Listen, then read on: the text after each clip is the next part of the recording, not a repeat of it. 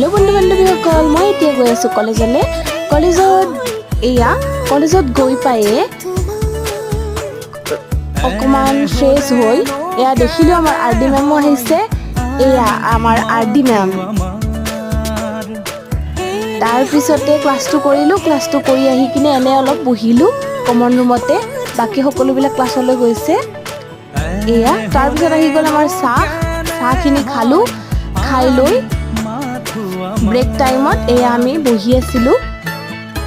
তাৰে কিছু দৃশ্যাংশ ৰাখিলোঁ মোবাইলত আবদ্ধ কৰি। তাৰপিছত আমি ঘৰমুৱা হ'লোঁ। আহি পালোঁ টিহুৰ চক। ঘৰমুৱা হৈ বাছত। তাৰপিছত মই ৰেল ষ্টেচন পালোঁ। ৰেল ষ্টেচন পাৰ হৈ কিনে মই আৰু ঘৰলৈ যোৱা গাড়ীত উঠিলোঁ। তাৰপিছতে মই ঘৰ আহি পাই মুখ হাত ধুই অকণমান কিবা বনাই খালোঁ। আজিলৈ